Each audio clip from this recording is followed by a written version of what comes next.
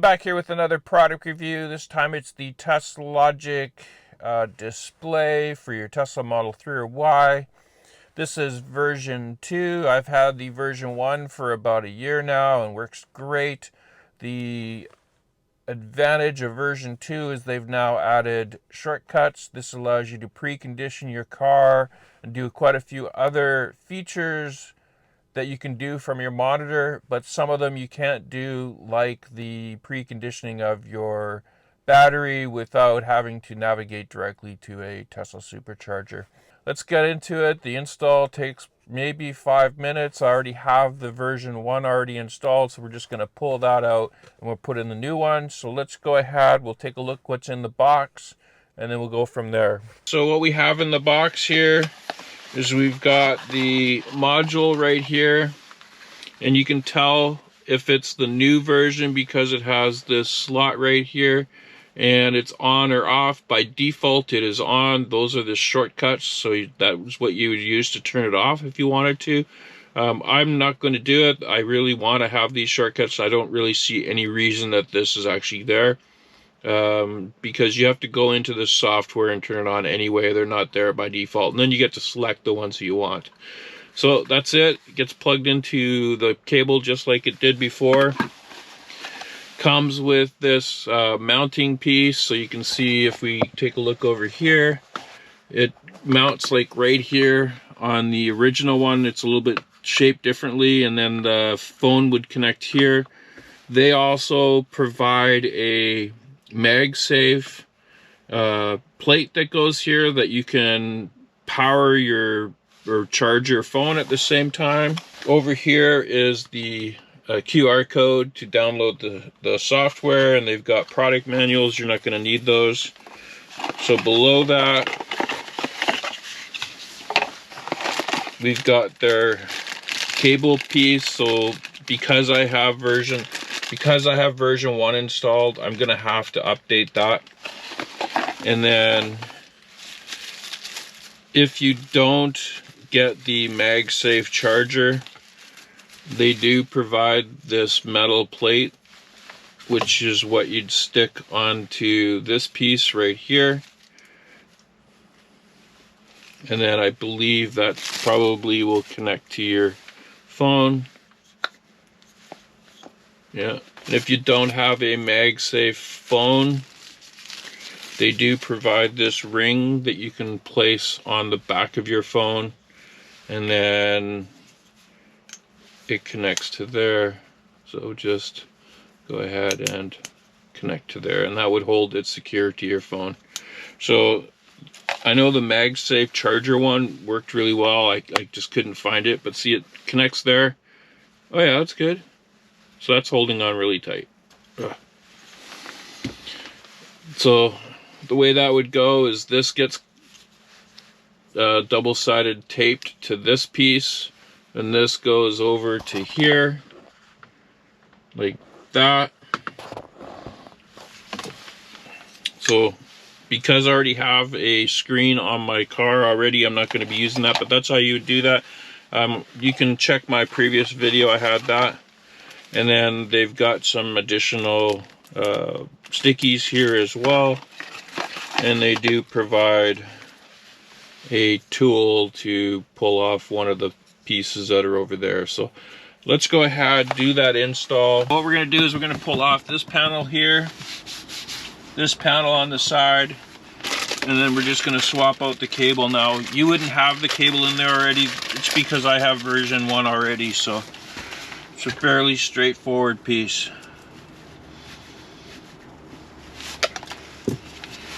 Okay, so to pull this panel off, we're just going to go ahead and pull the side off. So we just pull this panel off to start.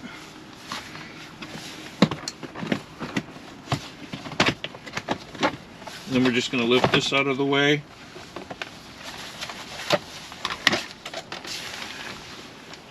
You can already see I have the dongle right here, the original one. So this is the version 1. So you can see they look pretty well the same. That's the one that has the slider. This one doesn't have it. So we're going to go ahead, we're just going to take this cable off. So unplug this one. Unplug this one. Unplug this part right here. That's the original. And we'll go ahead, we'll plug this piece in. So it just goes in one way. We can go ahead and we can hide this down here. The big cable just goes in where this blue plug is. And then it's just a splitter, so we're going to take the one that was plugged in, plug that in, and then plug this one back into this plug right here.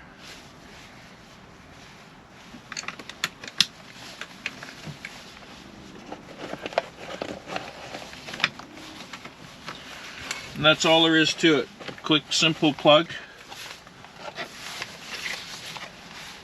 We'll put this back in.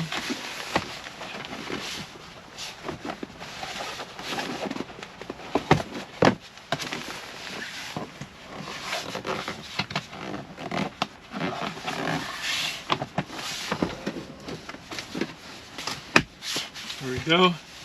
Take this one, it has a little latch on the side.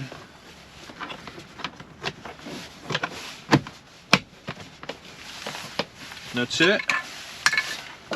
And so that's all there is to it. It's just a couple minutes just to plug that in there. Now I've done this lots of times, so it's pretty easy for me. I've had the Teslogic version 2 for a couple weeks now, and I did do the install previously, so you just saw that. Now I'm going to go ahead and go over some of the features that the Teslogic has. So there are multiple screens here, so I'll just go to the far right here. So on this screen right here, this is your preference screen. And what you can do is on the bottom, you can change where these buttons are. So you can change the screen. So just click on it and then drag it over.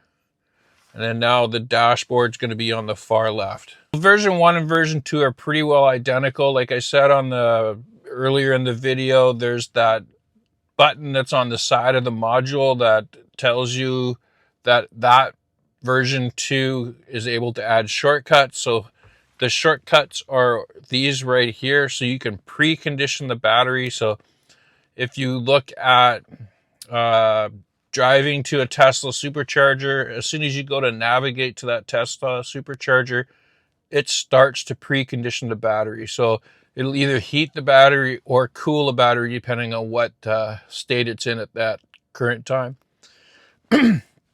What you can do here is you can go ahead and turn on preheating manually within Teslogic. And if we go back down over to the energy graph here, you can see now I'm using 4.2 kilowatts conditioning the battery for charging. So why would you want to do this? Well, the main reason would be is you're driving to a non-Tesla supercharger. So EA, Electrify America, or EVgo, PetroCan, or any of those ones that you want to get a faster charge. And this is exactly the same as navigating to a supercharger. So it's pretty cool that you can actually turn on preheating within this app. So I'll go and turn that off. And you'll see that it'll just drop down. So again, that's a pretty nice feature, being able to precondition your car battery before going to a non-Tesla supercharger. Chill kick down, that's so that, let's see what it says. If chill mode is enabled, it will be temporarily overridden by the sport mode when you throttle pedal is pressed more than 80%. So what that's telling me is, like, if you're in chill mode and you have this feature turned on, it'll be in chill mode till you basically throttle it all the way to the floor, and then it'll go out of it. So if you did this, it'd probably feel like there's no acceleration, and then all of a sudden, whoa, it's going. So that's kind of what that one would do. So if you're a person that drives in chill mode and then wants to have that emergency acceleration when required, probably a good one to do. Snow ice mode. So this mode distributes torque evenly between the axles in a 50-50 ratio. So that basically moves the power to the front and rear equally. So this only works if you're a dual motor. If you're a single motor, it's not going to do anything. I don't even know if it'll be able to enable it. Slip start. So that feature's already available within the app. These others are not. This mode allows the wheels to spin a little, helping start on a loose surface such as gravel or snow, probably ice as well. The traction control system that Tesla has, it really will not allow the wheels to spin. If it starts to spin, it's going to go ahead and stop the spinning. So this is a good way in winter to get some additional traction. Winter wiper parking. So again, this feature kind of is available on your Tesla. So what you would do is go down to the car, go to service, scroll up and go to wiper blade mode. So if in the winter you wanted to leave your blades up like that, then you could do that. That's that whole step that you'd have to do. Then when you go to drive your car, you put it in drive, it's still sitting up there because it says they're still in that part. So what you're going to have to do is take that mode off. Now, why would you want to do this? Well, if there's snow and ice on your windshield and you turn on the defrost, this will actually get the ice off the wiper blades at the same time. So it's a nice feature. And so what this one allows you to do is click on it and then enable that feature and then set a temperature that the wiper blades would park. So I've got it set to 10. It must be over 10 degrees outside. Yeah, it's 18, it says. So if it goes below 10 degrees Celsius, it's going to put it in that park mode. So the best way to use this is set it to something like around 0 degrees Celsius. And that way, if it snows, then the wiper blades park themselves. So I'm just going to go and leave that like that. Now, I don't know that I don't think you have to have this turned on, because I actually set this and it went into wiper blade mode with nothing running. The next feature is anti-ticket speed limit. So I did try this and I'm going to say I don't like it. What it does is it stops you from going faster than the speed limit. And it was really hard to keep it at a proper speed limit thing. It just felt like there was no power to the car at all. If you throttled it, then it would just launch when it actually turned on. So I think it's a little premature. If you want to keep below the speed limit, the easier and safer way to do it would be just to put cruise control on and set it to the speed that you want. Guaranteed you're going to be at that speed. Regenerative braking, that's another one that's not really available anymore. You used to be able to set regenerative braking high, low, or none. What this allows you to do is set the regenerative braking to 0, so it'll just coast. That would be like setting the pedal to roll. Again, I like this screen. It tells me where the energy's going and coming from. So like if I'm driving, it'll tell me which the front or the rear is using energy. When I'm using regen, it'll tell me where it's coming from, or both. It's telling me right now my heat seaters are on. Yes, they are. That's just about anything that it could be. So this is just a great information screen. If you're using it as a dash, so like in front of your steering wheel, I already have a little dash right there, then I probably just leave this here. It's nice to have something that tells you what gear you're in and the speed that you're going. So like when I go in there, then it's telling me the speed. And down here, is where it's going to show that your brake lights are on. It'll flash green if you're signaling over here. It'll flash green if you're signaling to the right. If someone's in your blind spot while you're driving, it'll show orange on the side that is obstructed by a car. And if you're signaling and someone is over there, it'll flash red. So that's pretty good. Teslas now do that same thing. They'll flash down here. So it'll flash red when a car is right beside you, and I'll show you that. This is just your Google Maps.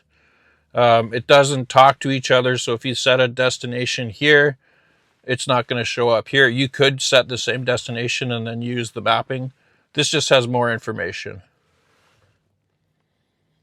And then the last screen is about your Tesla. So right now, it can tell you what my VIN is, my birth date, my kilometers that I have.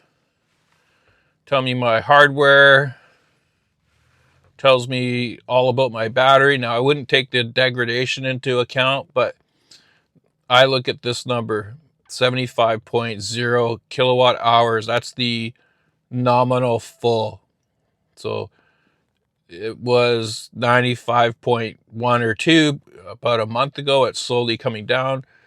This was what the battery was when I first got the car, but this is full capacity, including the stuff below zero, and it's not available, all of it. So I think my available was around 79-ish kilowatt hours, and I'm down to 75. So that's really nothing. And then over here on the energy, you can see how much energy I've used, how much is wasted, my lifetime driving energy consumption, which is 176 watt hours per kilometer. If I switch the car to, let's see, display to miles, 284 watt hours per mile. So that's a decent number for Tesla Model 3. Anyway, let's go for a drive. I'll show you the screen over here. So we'll set it to this one here. We'll show you the people, the flashing on the side here, and we'll go from there. Okay, so let's go ahead. Let's go for a drive. We'll take a look at the Teslogic information that it's providing. Again, it's great on this screen and this screen. So you can see right now that I'm using the heated seats. I'll turn this off.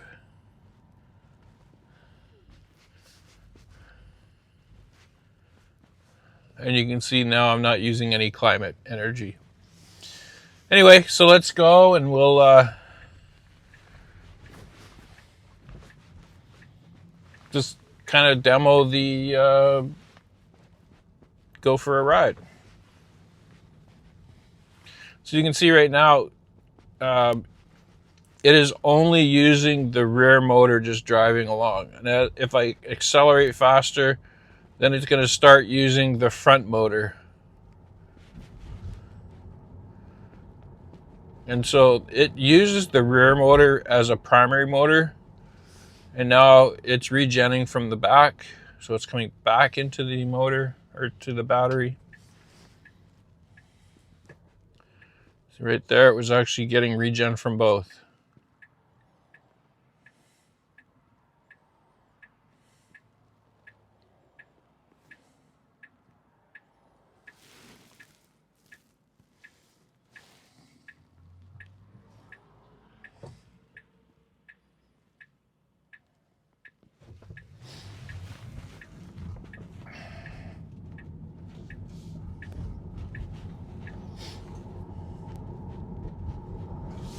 Okay, so let's go back to the other screen.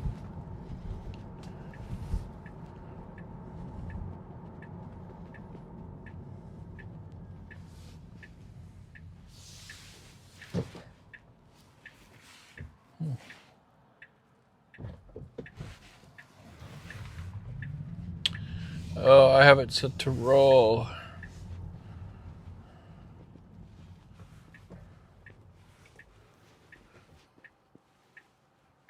Gotta put that back.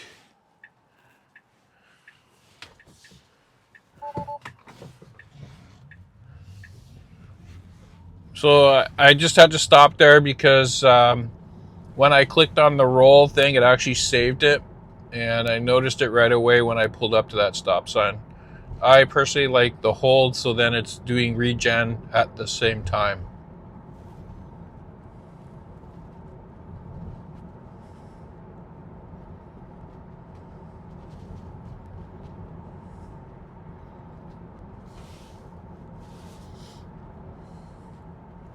So the other thing is you can see the regen and the braking happening live here.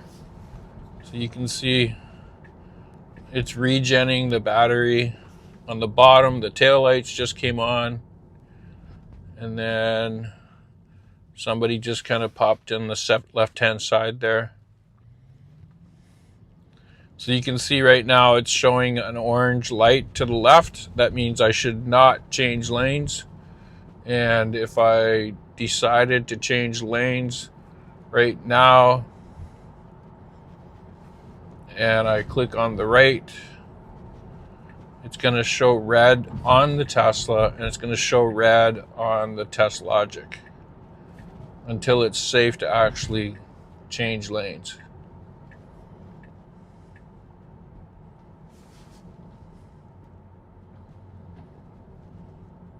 Now I know the refreshed version of the Model 3 on the tweeter up on the corner by the door, it has a red light now, so it will come on when someone's in your blind spot. But right now it's not there, so there's nothing that tells you a car is in your blind spot to actually signal. And I think that's just not good enough information. I think it should actually tell you right away. It should tell you all the time. So that's why this Teslogic is a pretty good idea. See, it's showing a car passing us and it's unsafe to change the lane.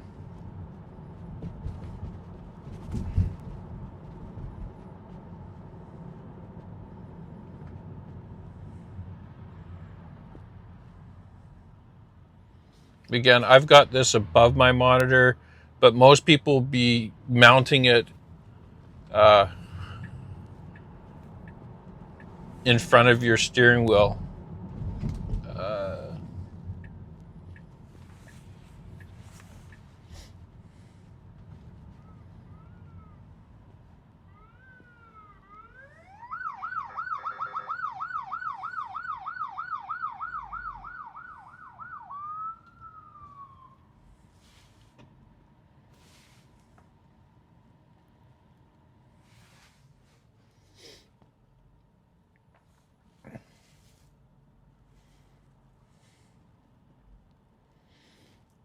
Anyway, I'm pretty impressed with the Teslogic version 2. I was happy with version 1. I love the new features that are part of the shortcuts in version 2. So that preconditioning of your battery when not navigating to a Tesla Supercharger is a really good feature, and I'm glad that they added that. So if you're interested in purchasing a Teslogic for your Tesla Model 3 or Y, I have a link down in the description. Click on that. That will save you a few dollars, and it will also help support this channel. So again, thank you so much if you purchase one of these.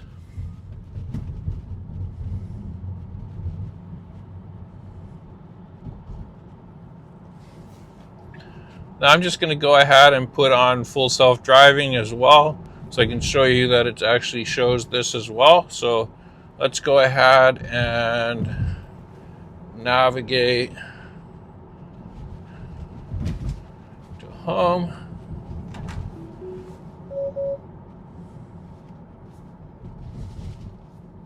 So you saw there, so you saw right there is it's showing the blue where it's navigating.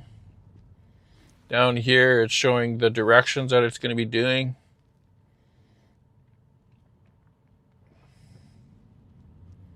So it does give you the warnings for like pay attention, move the steering wheel, that kind of thing.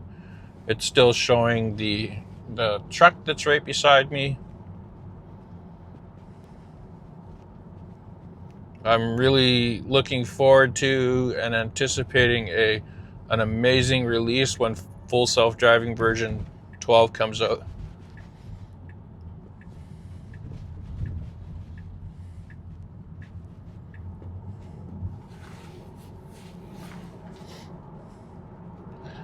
It actually got a lot better since the last update.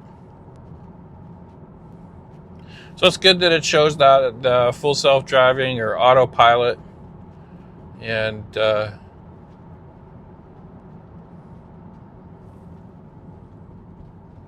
I'm very comfortable with driving with autopilot now. Well, with full self-driving. Feel free to leave a comment down below, and I'll be sure to respond to it like I respond to every other comment on my channel. Thanks for watching.